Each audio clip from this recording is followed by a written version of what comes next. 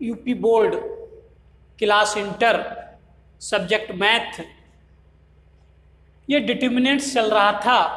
इसकी आज ये एक्सरसाइज 4.3 4.2 एक्सरसाइज तक मैं आप लोगों को पढ़ा चुका हूँ और आज ये लेसन 4.3 हम लोग पढ़ने जा रहे हैं। तो इस लेसन को पढ़ने से पहले मैं आपको पिछले क्लास में ले चलता हूँ।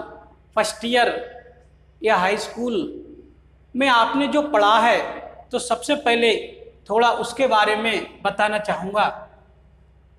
आप लोगों ने पिछले क्लासों में ये पढ़ा है, यदि हमारे पास कोई त्रिभुज है,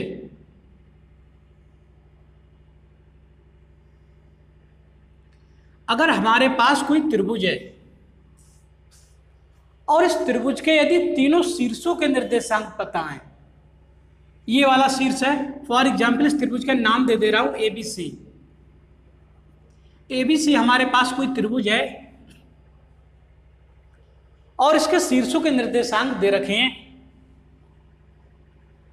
ये निर्देशांक x1/1 है, बी के निर्देशांक x2/2 है और सी का निर्देशांक x3/3 है।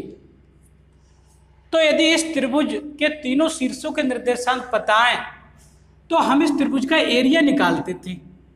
पिछले क्लासों में हमने इस त्रिभुज का एरिया के बारे में पढ़ा था, त्रिभुज के क्षेत्रफल के बारे में पढ़ा था और त्रिभुज के क्षेत्रफल को हमने किस तरीके से पढ़ा था वो मैं बताने जा रहा हूं। ये त्रिभुज का क्षेत्रफल किस तरीके से पढ़ा था, त्रिभुज का एरिया। आप लोगों को सूत्र याद होगा 1/2।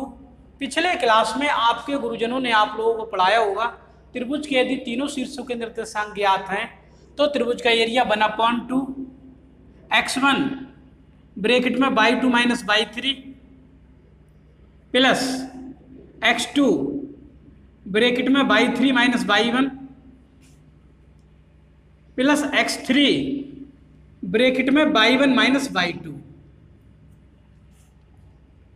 ये त्रिभुज के क्षेत्रफल का सूत्र पढ़ा था, इससे हम लोग त्रिभुज का एरिया निकालते थे। अब हम लोग इंटर क्लास में आ गए हैं तो सूत्र तो यही होगा, लेकिन इसके लिखने का तरीका थोड़ा दूसरा होगा। वो क्या होगा बता रहा हूं मैं आपको। इस सूत्र को हम डिटर्मिनेंट फॉर्म में चेंज कर दे रहे हैं, डिटर्मिनेंट फॉर्म में। तो डिटर्मिनेंट्स फॉर्म, त्रिभुज का एरिया इज इक्वल ये 1/2 SI और डिटर्मिनेंट फॉर्म में कैसे चेंज करेंगे ध्यान दें, ध्यान दें। ये जो शीर्षों के निर्देशांक लिखे हुए हैं, सबसे पहला x1/1 है तो हम एस का पहला एलिमेंट x1, दूसरा y1। ये x2/2 है तो इसका पहला एलिमेंट x2, दूसरा y2 और वो x3/3 है तो x3/3। ये तीनों निर्देशांक हमने लिख दिए इसके डिटर्मिनेंट के अंदर। और जो C3 कॉलम है उसमें 1 1 1। तो त्रिभुज का जो एरिया है, हम त्रिभुज का ऊपर AR लिख दिया है, AR फॉर एरिया। त्रिभुज का एरिया 1/2 डिटर्मिनेंट फॉर्म है और डिटर्मिनेंट फॉर्म में x1/1, x2/2, x3/3। अब आप कहोगे कि ये भाई इससे कैसे लिखा जा सकता है, तो मैं थोड़ा इस पे भी चर्चा करना चाहूँगा। देखो ध्यान दें, अगर मैं इसे 1/2 तो ये है, अगर मैं इसे C1 के सापेक्ष प्रसार कर दूँ, C1 के सापेक्ष, तो C1 के सापेक्ष पहला एलिमेंट x1 आएगा। x1 ये आया, जब x1 आएगा तो ये रो खत्म और ये कॉलम, ये रो और कॉलम दोनों और हट जाएंगे तो ये 4 एलिमेंट आएंगे, ये वाले 4 गुणा कर देंगे /2 एकम /2 - /3। ये लिखा है सामने /2 - /3। तो x1 के सापेक्ष देखेंगे तो ये रो ये कॉलम गया तो /2 - /3 ये लिखा हुआ है। फिर ये x2 आया, x2 C1 के सापेक्ष कर रहे हैं ना प्रसार, ये आया x2। लेकिन ये एलिमेंट पहले दूसरी रो का है, पहले कॉलम का है, तो 2 और 1 3 विषम के लिए वैसे यहाँ पर माइनस आना चाहिए, यहाँ माइनस आना चाहिए ना, माइनस के x2 लेकिन होगा क्या, देखो ध्यान दें, अगर यहाँ माइनस का x2 हम लिख दें, माइनस का x2, तो ये रो चला जाएगा, ये कॉलम चला जाएगा, तो पहले ऐसी गुणा होगी y1 minus y3, y1 minus y3, तो y1 माइनस y3 होना चाहिए वैसे कायदे में तो, लेकिन माइनस कॉमन लेके उसे प्लस कर दिया और ये y3 माइनस y1 कर दिया। अब क्लियर हो गया होगा, यहाँ माइनस आता ना, यहाँ माइनस आता, लेकिन ये भी तो फिर उल्टे आते y1 माइनस y3, देखो ये रो और ये कॉलम हट जाएंगे, ये 4 एलिमेंट बचेंगे, तो y1 माइनस y3, तो y1 माइनस y3 आता, तो उसमें से माइनस कॉमन लेके इसे y3 माइनस y1 कर दिया गया, और जो माइनस लगना चाहिए वो प्लस में कन्वर्ट हो गया, तो ऐसे हम इसे लिख सकते हैं। अब ये x3 ये प्लस का आएगा, क्यों, क्योंकि तीसरी रो का है, पहले कॉलम का, 3 और 1 4 सम संख्या, सम के लिए प्लस, तो प्लस का x3, तो ये रो चला जाएगा, ये कॉलम, ये 4 एलिमेंट बचेंगे आपके y1 माइनस y2, तो लिखा हुआ है y1 माइनस y2, तो मैंने देखो इसे डिटरमिनेंट फॉर्म में बदल दिया। अब हम लोग इंटर में आ गए, तो थोड़े त्रिभुजों के क्षेत्रफल इस डिटरमिनेंट फॉर्म में निर्देशांक को लिखकर ज्ञात कर लिया करेंगे, तो ये बात अब आप लोगों की समझ में सही तरीके से आ गई होगी। या तो ये सूत्र लगाएं या ये लगाएं, क्षेत्रफल वही आएगा निकल के, लेकिन इसे नहीं लगाएंगे क्योंकि इसे हम पिछले क्लास में पढ़ चुके हैं, इसलिए इसका प्रयोग करेंगे। अब मैं आपके 1-2 क्वेश्चन करा रहा हूं, उससे आपको क्लियर होगा। तो एक्सरसाइज शुरू कर रहे हैं, और एक्सरसाइज का पहला क्वेश्चन है एक्सरसाइज 4.3 का क्वेश्चन नंबर 1। क्वेश्चन नंबर 1 में कहा है कि एक त्रिभुज दे रखा है, और फर्स्ट पार्ट है इसका, इसके शीर्षों के निर्देशांक दे रखे हैं 1, 0 और ये 6, 0 और ये 4, 3, तो ये इसके शीर्षों के निर्देशांक दे रखे हैं। तो मैंने कहा था पहले वाले एक निर्देशांक को x1 y1 लिख देंगे, दूसरे को x2 y2 लिख देंगे, तीसरे वाले को x3 y3 लिख देंगे। ये निर्देशांक x3 y3 है, तो यही तो 3 निर्देशांक हुआ करते थे, तीनों हमारे लिए ज्ञात है। अब क्वेश्चन में ये कह रहे हैं इसका क्षेत्रफल निकाल के दिखाओ, तो इसके क्षेत्रफल का सूत्र तो हम लोग पढ़ ही चुके हैं, सामने लिखा हुआ है, इसे मिटा दे रहा हूं, और त्रिभुज का एरिया, ये वाला सूत्र सामने लिखा हुआ है, तो यहां से लिखेंगे त्रिभुज का एरिया बराबर 1/2, सूत्र कह रहा है 1/2, और डिटरमिनेंट का चिन्ह फिर, और फिर एलिमेंट है x1 y1, x2 y2, x3 y3, तो x1 y1 इसमें 1, 0 है, तो यहाँ एलिमेंट 1, 0 आएगा, x2 y2 ये 6, 0 आएगा, यहाँ x3 y3 तो यहाँ 4, 3 आएगा, तो x1 y1, x2 y2, x3 y3 लिख गए।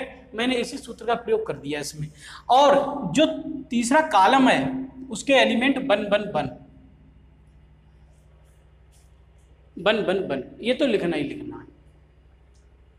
अब इसे मिटा दे रहा हूँ, सूत्र को भी मिटा दे रहा हूँ इसे, और इसके लिए हल कर दे रहे हैं। देखो ध्यान दें, त्रिभुज का एरिया बराबर 1/2, देखो डिटरमिनेंट की प्रॉपर्टी का भी प्रयोग कर सकते हैं। मैं इसमें 0 बना ले रहा हूँ, 2 0 तो बन ही जाएंगे ये आराम से, तो मैं इसमें प्रॉपर्टी का भी प्रयोग कर सकता हूँ। वैसे आप चाहें तो फर्स्ट कॉलम के सापेक्ष एक्सपेंड कर दें, या फर्स्ट रो के सापेक्ष एक्सपेंड कर दें, या थर्ड रो के सापेक्ष एक्सपेंड कर दें, लेकिन आंसर तो वही आएगा। तो मैं थोड़ा कैलकुलेशन और सरल करने के लिए 2 0 बना ले रहा हूँ इसमें। देखो 0 कैसे बना रहा हूँ, 0 बना रहा हूँ, R1 को चेंज कर दे रहा हूँ, R1 के स्थान पर लिख दे रहा हूँ R1 माइनस R2, तो R1 चेंज हो जाएगा, और R2 भी चेंज कर दे रहा हूँ, R2 के स्थान पर लिखे दे रहा हूँ R2 माइनस R3, तो इसमें R1 चेंज होगा, R2 चेंज होगा, R3 तो चेंज होगा नहीं, तो R3 में ऐसे ही लिखे दे रहा हूँ 4, 3, 1, R3 के एलिमेंट ऐसे ही। अब R1 चेंज होगा, ये चेंज होगा R1 कैसे, R1 में से R2 घटा दें, 1 में से 6 घटा देंगे तो -5 बचेगा, 0 में से 0 घटेगा, तो यहाँ वैसे एक बात आपको बताऊं, एक बात और बताऊं इसमें, देखो हम इन 2 0 को बनाना चाह रहे थे, लेकिन हमारे पास 2 0 एक कॉलम में हैं, इस कॉलम में 2 0 हैं, तो मैं ये सब ना लिखकर इसको C2 के सापेक्ष ही प्रसार कर दे रहा हूं। आप सोचते होगे सर जी ने यहाँ तक लिख भी दिया, अब जो है इसका प्रयोग भी नहीं कर रहे, तो प्रयोग कर सकते थे। 1 में से बन जाएगा तो 0 बचेगा, यहाँ भी 1 में से बन जाता है 0, 2 0 हो जाते, लेकिन 2 0 हमारे पास ऑलराउंड पहले ही हैं, तो हमें 0 बनाने की आवश्यकता क्या पड़ी है, 2 0 हैं। तो C2 के सापेक्ष ही प्रसार कर दे रहा हूं, ना तो इसके सापेक्ष प्रसार होगा ना इसके सापेक्ष प्रसार होगा, केवल 3 के सापेक्ष प्रसार होगा। तो मैं इसे मिटा दे रहा हूं। इसमें थोड़ा समय जरूर ज्यादा लगा है, लेकिन आप लोगों को थोड़ी चीज यहां से समझ में आ गई होगी, कुछ थोड़ा बहुत तो समझ में आया ही होगा। तो मैं इसका डायरेक्ट प्रसार कर दे रहा हूं, एक्सपेंड कर दे रहा हूं, या लिख रहा हूं C2 के सापेक्ष प्रसार करने पर, C2 के सापेक्ष प्रसार करने पर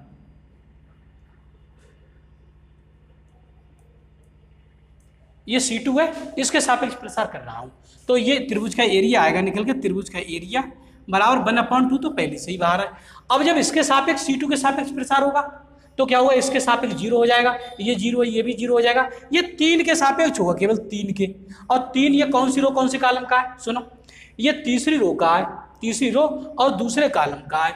तो तीसरी रो और दूसरा कॉलम, 3 और 2 5, 5 विषम संख्या है, तो 3 कायदा तो ये कहता है माइनस में आना चाहिए, तो माइनस में लिख दिया मैंने। जब इसके सापेक्ष प्रसार होगा तो ये वाला रो चला जाएगा, ये रो चला जाएगा और यही कॉलम चला जाएगा। ये 4 एलिमेंट बचेंगे, 1 1 6 1, 1 1 और 6 1, ये एलिमेंट आपके रह गए। तो इसे मैं सॉल्व कर दे रहा हूं, देखो इधर लिख दे रहा हूं त्रिभुज का एरिया, त्रिभुज का एरिया बराबर 1/2 तो वैसे ही है, और माइनस के 3 भी हैं, ये भी ऐसे ही रखे। और इसका हल क्या आएगा वो सुनो, ये 2/2 का है, तो 1 एकम 1 माइनस 6 एकम 6, 1 माइनस 6 आएंगे यहाँ से, 1 माइनस 6 आएगा यहाँ से। तो यहाँ से त्रिभुज का एरिया बराबर ये माइनस के 3/2 तो ये हो गए, इंटू 6 में से ये घट जाएगा तो माइनस का 5 रह जाएगा। तो यहाँ से त्रिभुज का एरिया माइनस और माइनस प्लस 5 3 15, 15/2 वर्ग मात्रक, क्योंकि क्षेत्रफल का मात्रक वर्ग होता है और अगले इकाई नहीं है तो मात्रक लिख सकते हैं, वर्ग मात्रक। तो इस त्रिभुज का क्षेत्रफल जो होगा वो होगा आपका 15/2 वर्ग मात्रक। तो ये आपका आंसर आ गया क्वेश्चन का। मैं समझता हूं ये क्वेश्चन आप लोगों की समझ में आ जाना चाहिए और आ गया होगा। अब आपको कोई परेशानी नहीं है। इसके और भी कई पार्ट हैं, मैं ज़्यादा पार्ट नहीं कराऊंगा, अब मैं एक आध पार्ट और कराऊंगा। पार्ट हैं भी कितने, 3 ही पार्ट हैं, तो चलो एक थर्ड पार्ट और करा दे रहा हूँ। थर्ड पार्ट के लिए एक अगली वीडियो बना रहा हूँ और उसमें मैं आपको थर्ड पार्ट और उससे आगे के क्वेश्चन करके दिखाऊंगा। तो इस वीडियो को लाइक करें और मेरे चैनल को भी सब्सक्राइब कर लें, क्योंकि मैं A to Z क्वेश्चन करा रहा हूँ, आप लोग देख रहे हो। हर दिन मैं आपको वीडियो दे रहा हूँ और क्रम वाइज दे रहा हूँ, question wise question video provided करा रहा हूँ।